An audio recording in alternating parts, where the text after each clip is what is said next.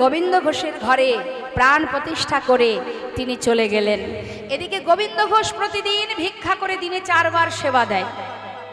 ওই যে প্রভু বলে গেছেন বিবাহ করবে, তাই শুভ দিন দেখে 1 বছর যেতে না যেতেই সুকন্যার সন্ধান করে ভালো একটা দিন দেখে শুভ বিবাহ সম্পন্ন করলেন। বিবাহের পর স্ত্রীকে নিয়ে ঘরে আসার পর সেবা 1 বার কমে গেল, 4 বারের জায়গায় হয়ে গেল 3 বার।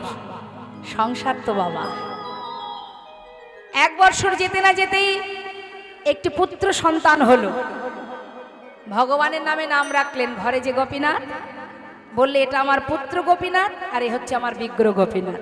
বিগ্রহ গোপীনাথের নামে নাম রেখেছে, নিজের ছেলের নাম রেখেছে ভগবানের নামে গোপীনাথ। এখন আর চলে? এখন আর কেউ রাখে? এখন আর ভগবানের নামে বাচ্চা কাচ্চার নাম রাখে? কি নাম রাখে? দেব।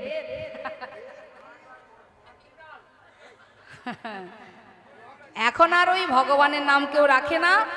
এখন আবার বিদেশি বিদেশি নাম, রনি, জনি, বনি, এই হচ্ছে নাম। বলে ওসব চলে নাকি ভগবানের নামে? ওসব ব্যাকডেটেড, বহু পুরানো আমলের নাম, ওসব রাখা যাবে না। তা আপনি যেমন নাম রাখবেন কর্মফলটা তো তেমনই হবে। কর্মটা দিন অন্তে যদি নিজের সন্তানের নাম ধরে ডাকেন, তার যদি ভগবানের নামে নাম থাকে, তাহলে আপনার মুখে তো একবার উচ্চারণ হবে মা, তাই তো? এই যে জিহ্বায় আপনি যেভাবে উচ্চারণ করেন, হেলায় বা শ্রদ্ধায় যে বা নাম লয়, ক্রমে ক্রমে কৃষ্ণ ভক্তির হয় উপচার। ইচ্ছা নেই তথাপিও আপনি নাম করছেন। অনেকে দেখবেন হরিবাসরে হাত তোলে না। হাত তুলুন, হাত তুলুন কেন বলা হয়? আবার অনেকে বলে মা তুমি তোমার গান করো, যে তোলে তুলুক, না তোলে না তুলুক। এ বললে তো হবে না। আমার তো শুধুমাত্র হরি কথা বলার কাজ নয়, বলাবারও কাজ। প্রভুর যদি নাম আমরা গুণকীর্তন যদি আমরা করি, শুধু নিজে করো না, প্রভু যেমন নিজে বলেছেন, জীবকে বলিয়েছেন, আমরা তো তাকেই অনুসরণ করে চলি। আমাদেরও উচিত নিজে বলা, অপরকে বলানো। তাই গৌর হরি বল হরি। তা আজ যদি কর্মটা সঠিক না করতে পারি মা, তাহলে সেই কর্মে গলত থাকবে। হ্যাঁ, নিজের সন্তানের নাম ভগবানের নামে রাখলে তার প্রমাণ হচ্ছে অজামিল। আপনারা সবাই জানেন অজামিলের ঘটনা। অজামিল একজন ব্রাহ্মণ জাতি, কিন্তু তার কর্ম ছিল নিচু প্রকৃতির। সেই অজামিল চুরি করত, ডাকাতি করত। আর লোমশ মুনি বলে এক মুনি ছিলেন, যিনি শারীরিক ব্যাধি, তার শারীরিক ব্যাধিতে সে কষ্ট পেতেন। এমন সময় দেবর্ষি নারদ তাকে বলেছিলেন যে শোনো মণিবর, আপনার রোগ ভালো হওয়ার উপায় আছে। যদি আপনি এমনও কোনো পরিবারকে পান, যে পরিবার উঁচু জাতি, মানে ব্রাহ্মণ জাতি, কিন্তু তার কর্ম নিচু প্রকৃতির, এমন কোনো পরিবার থেকে যদি আপনি তণ্ডুল ভিক্ষা করে সেবা করেন, আপনার রোগ ভালো হয়ে যাবে। এখন লোমশ মুনি চারিদিকে খুঁজতে খুঁজতে বাবা ওই অজামিলের বাড়িতে গিয়ে হাজির। এই তোদের কি হয়েছে রে? কি হয়েছে বল? চুপচাপ বসে বসে হরিনাম শুনবি, না হলে কিন্তু এবার ধরে এখানে নিয়ে আসবো। একটা কথা কেউ বলবি না, ঠিক আছে? মনে থাকবে। এদিকে চলে আয়। 4 জন এক জায়গায় থাকবি না, 2 জন এদিক চলে আয়।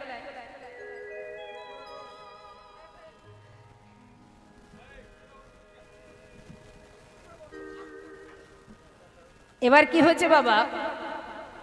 যেই না সেই লোমশমণি অজামিলের বাড়িতে গেছে, অজামিলের স্ত্রীর কোলে ছোট্ট সদ্যজাত পুত্র সন্তান। কোলের মধ্যে বাচ্চাকে নিয়ে মুনি এসেছেন দ্বারে ভিক্ষা করতে। চাল ভিক্ষা দিয়েছে, 1 মুষ্টি তণ্ডুল। লোমশমণি সেই তণ্ডুল রন্ধন করে সেবা করবার পর তার রোগ থেকে সে মুক্তি পায়। খুশি হয়ে লোমশমণি ভাবছে যে আমার এত বড় উপকার করলো, তাকে কিছু দিতে পারি না পারি, অন্তত একটু আশীর্বাদ তো করে আসতে পারি।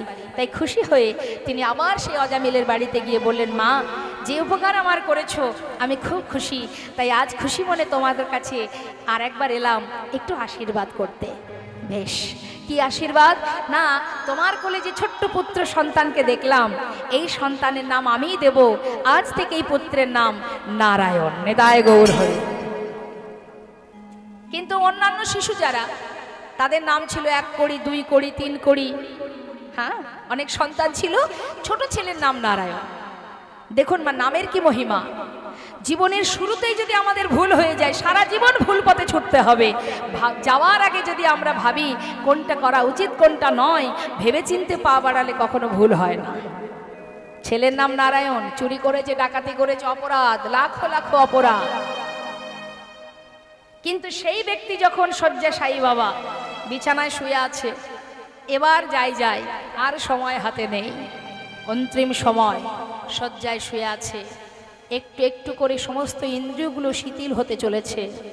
হঠাৎ সে দেখছে যেন যমদূত তার সামনে এসেছে তাকে নিয়ে যাওয়ার জন্য। ভয়ে ভীত হয়ে আর্তনাদ করে নারায়ণ নিজের পুত্রকে ডাকছে, একবার কাছে আয় বাবা, একবার কাছে আয়, আমার যে ভয় করছে নারায়ণ, একবার কাছে আয় নারায়ণ, আমার কাছে আয়। সন্তানকে ডাকছে চিৎকার করে, আর যার নাম উচ্চারণ করছে সেই নারায়ণের সিংহাসন টলে গেছে। প্রভু কেঁদে উঠলেন।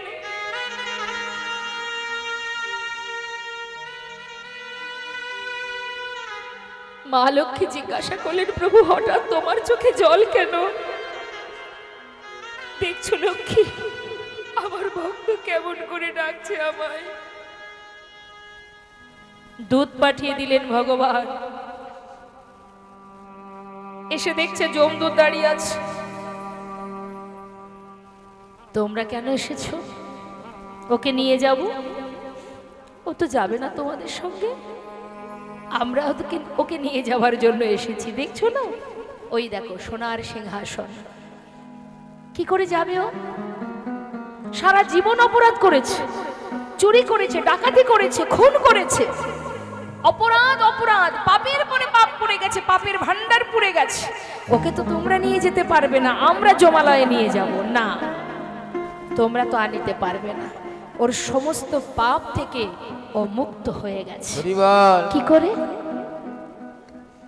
অন্তিম সময়ে কাকে ডেকেছে শুনতে পেয়েছো তোমরা? হ্যাঁ, ও তো নিজের পুত্রকে ডেকেছে। ওর ছেলের নাম নারায়ণ, ছেলেকে ডেকেছে। যাকেই ডাকুক, যাকেই উদ্দেশ্য করে ডাকুক, নামটা তো সেই নারায়ণ। হেলাই বা শ্রদ্ধায় যে বা নাম লয়, ক্রমে কৃষ্ণ কৃষ্ণ ভক্তির হয় উপজয়।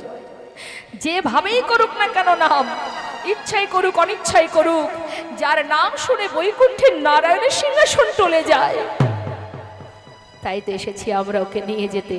তোমরা ওকে আর নিতে পারবে না, কারণ ও সমস্ত অপরাধ থেকে মুক্ত হয়ে গেছে। তাই কখনো কোনো সময়ের জন্য মা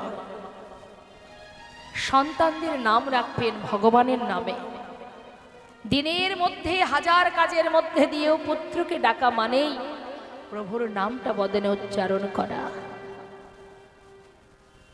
আজ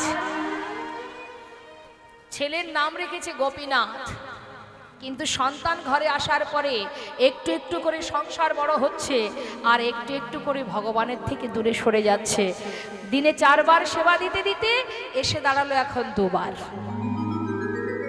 প্রভু দেখলেন ভক্তকে তো মায়ার বাঁধনে বাঁধা যাবে না, ও তো একটু একটু করে এমনভাবে আবদ্ধ হচ্ছে, একটু একটু করে ওর প্রভুকে, ওর ইষ্টদেবকেও ভুলে যাচ্ছে। তো যেমন দিয়েছি তেমন ওগুলো মায়াগুলো কাটিয়ে নিতে হবে। তিনি যেমন দিতেও জানেন মা, আবার তিনি নিতেও পারেন। এটাই আমাদের জীবকে শিক্ষা দেওয়ার। লীলা থেকে আমাদের এইটুকুই জানতে হবে, সবই তার, আমার কিছুই নয়। তিনি যদি রাখেন তবে থাকবে, তিনি যদি নিয়ে যান আমার সাধ্য নেই ধরে রাখার। আহা, কি করেছে? ভিক্ষা করে ফিরে এসে নিজের স্ত্রীকে ডাকছে, মাধবী যা কিছু ভিক্ষা করেছি 2 ভাগ করো, 1 ভাগ রন্ধন করো, 1 ভাগ রেখে দাও। আমি চললাম গঙ্গায়, স্নান করে এসে গোপীনাথের সেবা দেব। স্নান করে এসে দেখছে ঝোলাটা সেইখানে পড়ে আছে, রান্না হয়নি। মাধবী গেলে কোথায়? ডাকতে ডাকতে ঘরের ভিতরে প্রবেশ করে দেখছে বিগ্রহ গোপীনাথের চরণে তার স্ত্রী মাধবী উপুড় হয়ে পড়ে আছে। যেই না দেখেছে উপুড় হয়ে পড়ে আছে, ছুটে গিয়ে তার গাত্র স্পর্শ করা মাত্রই দেখছে অসার দেহ। মাধবীকে বুকের মধ্যে জড়িয়ে ধরে চিৎকার করে উঠেছে, গোপীনাথ! হে তুমি কি করলে গোপীনাথ? হে তুমি কি করলে? আমার মাধবীকে কেন কেড়ে নিলে? নিজের স্ত্রীকে কোলের মধ্যে জড়িয়ে ধরে চিৎকার করে কাঁদছে, বলো কেন তুমি কেড়ে নিলে? কি অপরাধ করেছিল আমার মাধবী? আমরা যেমন বলি না মা, আমার সন্তান, আমার স্বামী, আমার সংসার, হ্যাঁ? বলছে বলো প্রভু তুমি কেন কেড়ে নিলে? চিৎকার শুনে পাড়াপড়শি এসে তার মাথায় হাত দিয়ে সান্ত্বনা দিয়ে বললেন, শান্ত হও, গোবিন্দ তারই সৃষ্টি, তারই দেওয়া, সে পাঠিয়েছিল তোমার কাছে, তাই তুমি এতদিন তার সঙ্গে ছিলে। তাই তোমার যদি হতো সে তোমায় ছেড়ে যেত না, তোমার তো নয়, যিনি দিয়েছেন তিনি নিয়েছেন।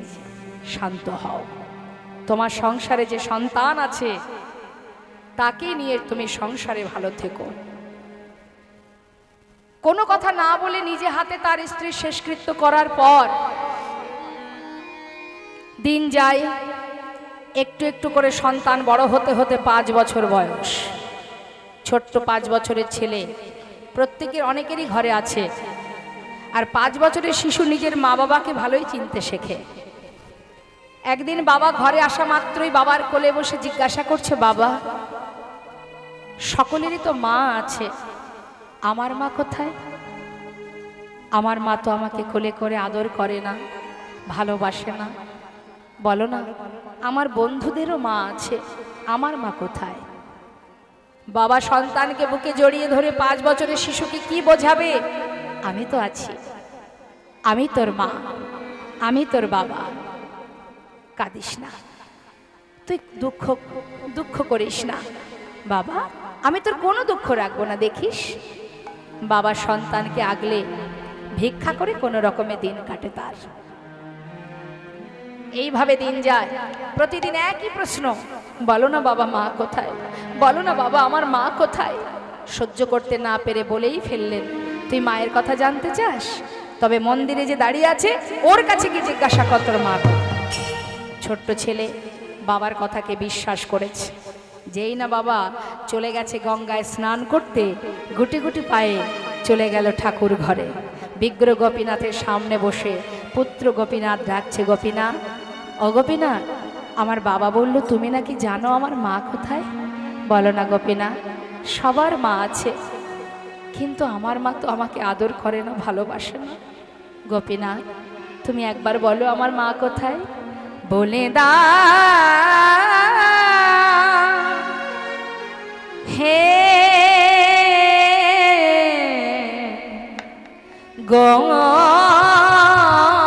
গোপীনাথ,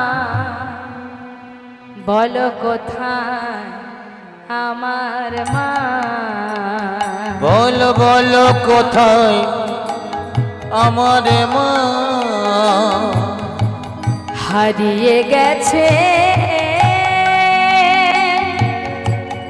মা যে আমার, আমি খুঁজে পেলাম না, না না।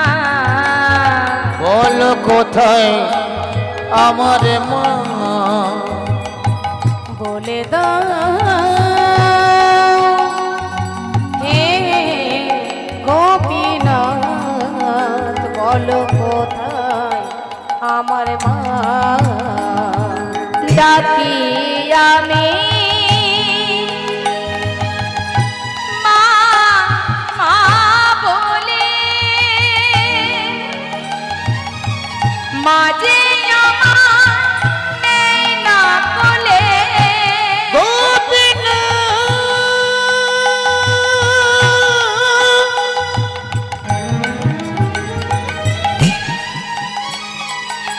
তুমি আমায় বলে দাও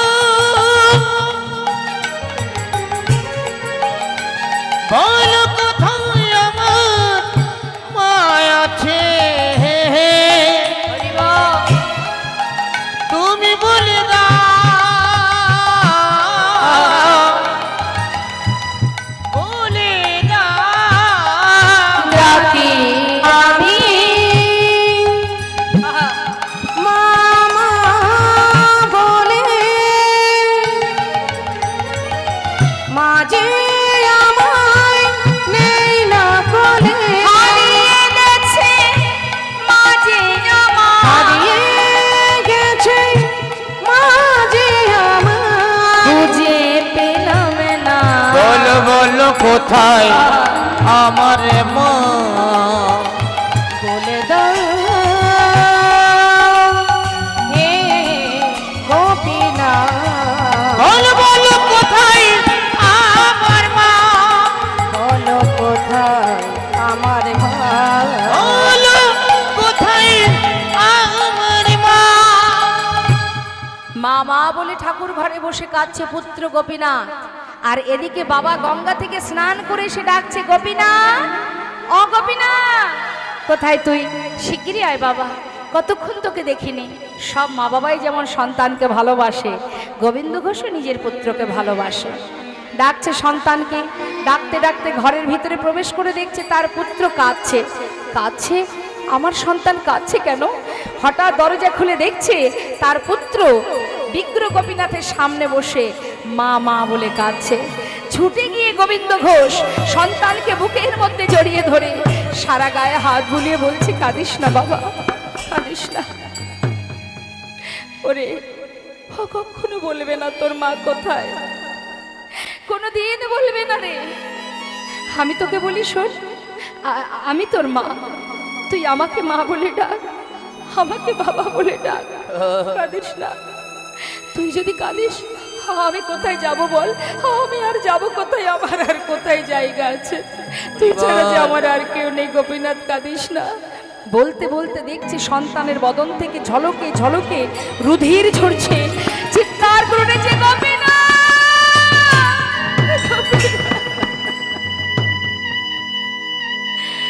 আর নয় গোপীনাথ, আর নয়, আমার সন্তানকে ফিরিয়ে দাও, ও ছাড়া যে আমার আর কেউ নেই।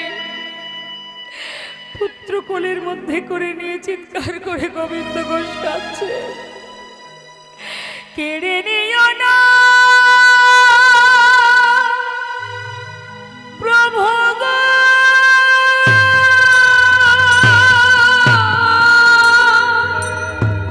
তুমি কেড়ে নিও না,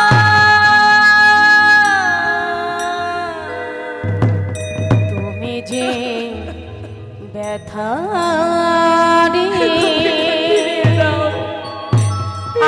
আমায় ব্যথা দিও না,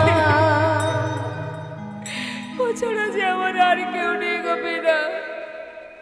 তুমি তোমার স্ত্রীকে কেড়ে নিয়েছো, আমি তো তোমাকে কিচ্ছু বলিনি, আমার সন্তানকে কেড়ে নিও না, ও ছাড়া যে আমার আর কেউ নেই গোপীনাথ।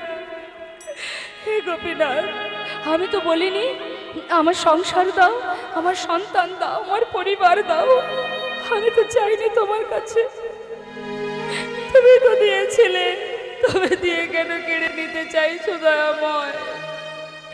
হে করুণাময়, ফিরিয়ে দাও। সন্তানকে জড়িয়ে ধরে কাঁদছে, দেখতে দেখতে সন্তান পিতার কোলেই প্রাণ হারালো। মৃত সন্তানকে নিয়ে নয়নের জলে মুখ ভাসিয়ে কাঁদছে। তুমি কি করলে গোপীনাথ, তুমি কি করলে? কেনই বা তুমি দিলে আমার, কেনই বা কেড়ে নিলে দয়াময়? ও ছাড়া যে আমার আর কেউ নেই। সন্তানকে বুকে জড়িয়ে ধরে গঙ্গার ঘাটে গিয়ে বালুরাশের মধ্যে সন্তানের সমাধি দিল। গঙ্গা থেকে স্নান করে ঘরে ফিরে শুদ্ধ বসন পরিধান করে বললেন, গোপীনাথ, এই যদি তোমার মনে থাকবে তবে কেন তুমি দিয়েছিলে আমায়? দিলেই যখন আমার কেড়ে নিলে কেন দয়াময়? বাবা বলে ডাকবার সন্তানটুকু তুমি রেখে দিলে না। কি নিয়ে বাঁচবো আমি, কেমন করে বাঁচবো আমি? ঘরের মধ্যে ধুলাই গড়াগড়ি দিয়ে কাঁদে আর বলে, গোপীনাথ, একবার এসে আমায় বাবা বলে ডাক, গোপীনাথ কোথায় গেলি তুই, ফিরে আয়, কোথায় গেলি একবার আয়, আমায় বাবা বলে ডাক গোপীনাথ।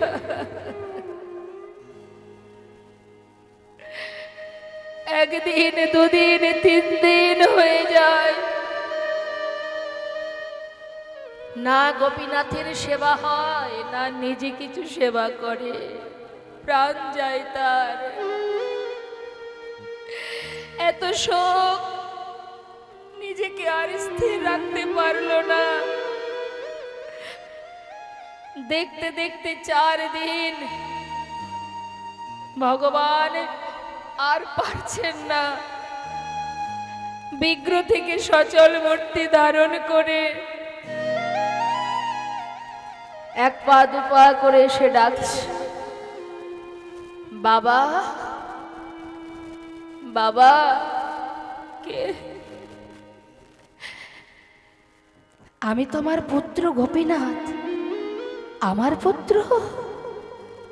না না, সে তো কবেই মারা গেছে। আমার পুত্র তো কবেই মরে গেছে। কে তুমি? আমি তো তোমাকে চিনি না। বাবা, তোমার মনে আছে তুমি নিজেই একদিন বলেছিলে তুমি 2 পুত্রের পিতা, তোমার মনে আছে?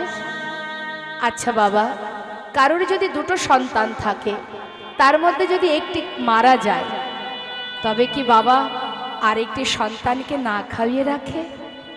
4 দিন হলো তুমি কিচ্ছু খেতে দাওনি। বাবা, আমি যে আর পারছি না, 4 দিন না খেয়ে আছি, এবার কিছু খেতে দাও। ও, তুমি এসেছো? তুমি আমাকে বাবা বলে ডাকছো? তুমি জানো একটি সন্তানের, পুত্র সন্তানের বাসনা প্রত্যেকটি মা বাবাই করেন। কেন করে জানো? শেষের দিনে মাতা পিতার শেষকৃত্য করার জন্য। আজ সব কিছু দিয়েও তুমি আবার সব কেড়ে নিলে। আজ তুমি আমাকে বাবা বলে ডাকলে। জানো সন্তানের মাতা পিতার প্রতি কি দায়িত্ব থাকে? পারবে তুমি শেষের দিনে আমার শেষকৃত্য করতে? পারবো? পারবে তুমি আমার জন্য 1 মাস সবজি স্বর্ণ খেতে? পারবো বাবা, রিব, পারবো। পারবে তুমি আমার জন্য পিণ্ড দিতে? পারবো।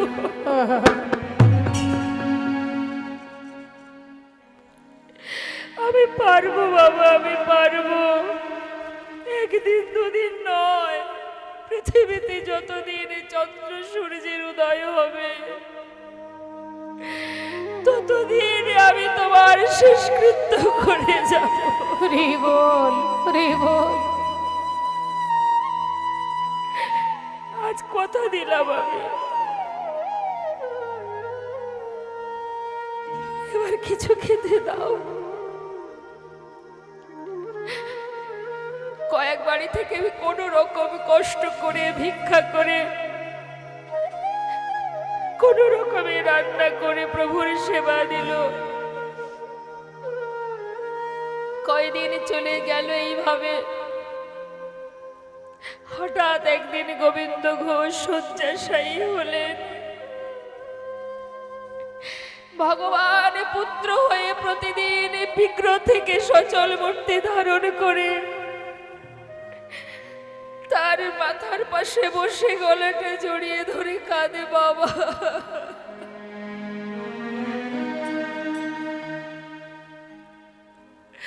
কষ্ট হচ্ছে তোমার?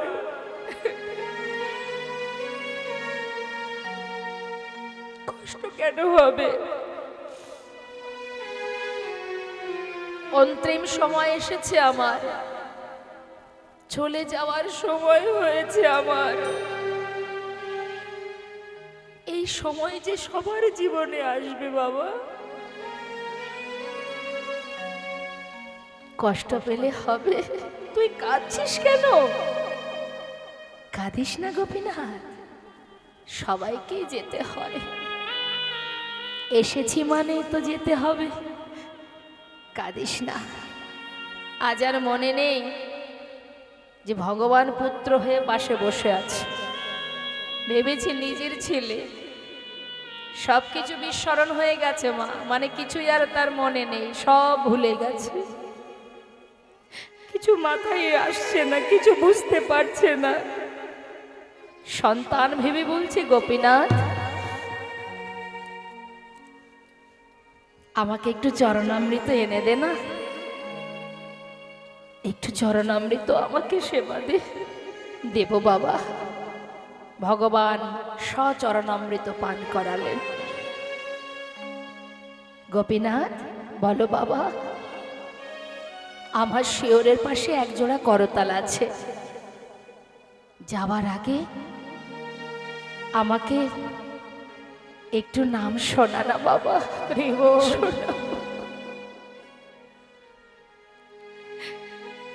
ভগবান করতাল হাতে নিয়ে ভক্তের চারিপাশে ঘুরে ঘুরে তিনি কাঁদছেন নয়নের জলে। পুত্র সেজে ভক্তের চারিদিকে ঘুরে ঘুরে হরিনাম করছে। হরে কৃষ্ণ হরে কৃষ্ণ কৃষ্ণ কৃষ্ণ হরে হরে হরে রাম হরে রাম রাম রাম হরে হরে।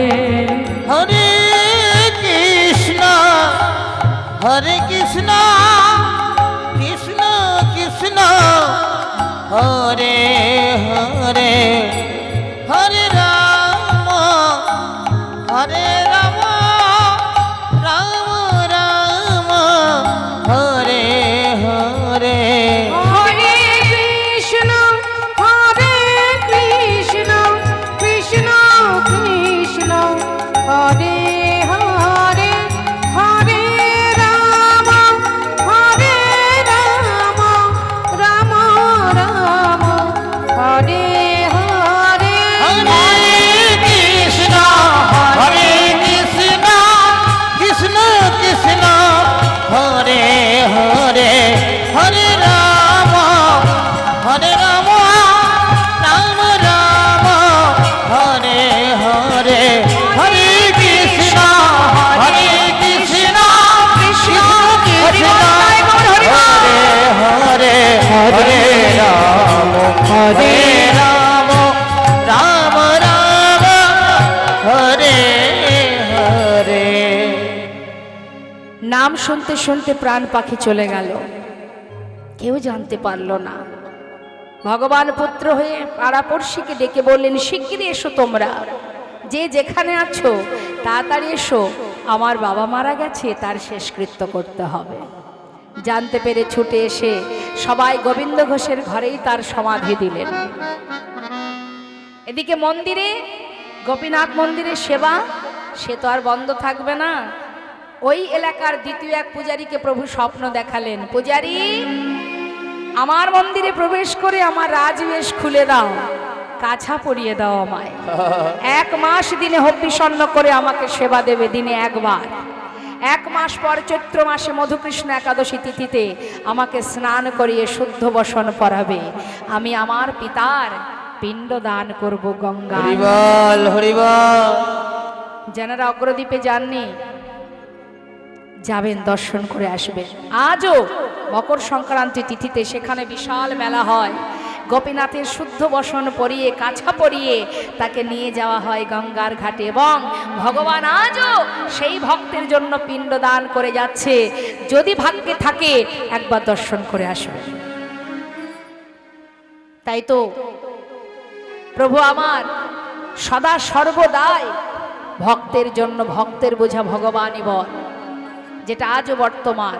বিশাল মেলা হয়, কত ভক্তবৃন্দ সাধু সন্ত আসে, কত নাম কীর্তন বাউল গান সেখানে হয়। দর্শন করে আসবেন মা, যেটা আজও বর্তমান। আর পৃথিবীতে যতদিন চন্দ্র সূর্য উদয় হবে, নিজের সন্তান যদি মাতা পিতার ক্রিয়া আদি করে 1 মাস পর একদিন, কিন্তু যেটা আজও বর্তমান এবং ততদিনই চলবে যতদিন এই পৃথিবীতে সূর্যের উদয় হবে, চাঁদের আলো প্রকাশ হবে, ততদিনই এই ক্রিয়া চলবে।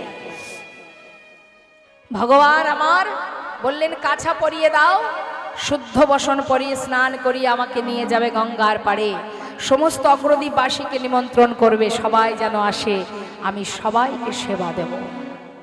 এটা শুধুমাত্র গোবিন্দ ঘোষ নয়, নামাচার্য ছিল ঠাকুর হরিদাস, তারও শ্রাদ্ধক্রিয়া আদি করেছিলেন আমার গৌর সুন্দর নিতাই গৌর হরিবোল হরিবোল। তাই তো শাস্ত্রে বললেন, যুগে যুগে তুমি এসেছ ধরাতে, রাখিতে তোমারি ভক্তেরি মা। ওই না যুগে যুগে তুমি এসেছ ধরাতে, রাখিতে তোমারি ভক্তের মা। আমাদের লীলা এবার বিশ্রামে যাবে, সকল ভক্ত দর্শন করুন ভক্ত ভগবানের মধুর মিলন। কি বলছে শাস্ত্রে?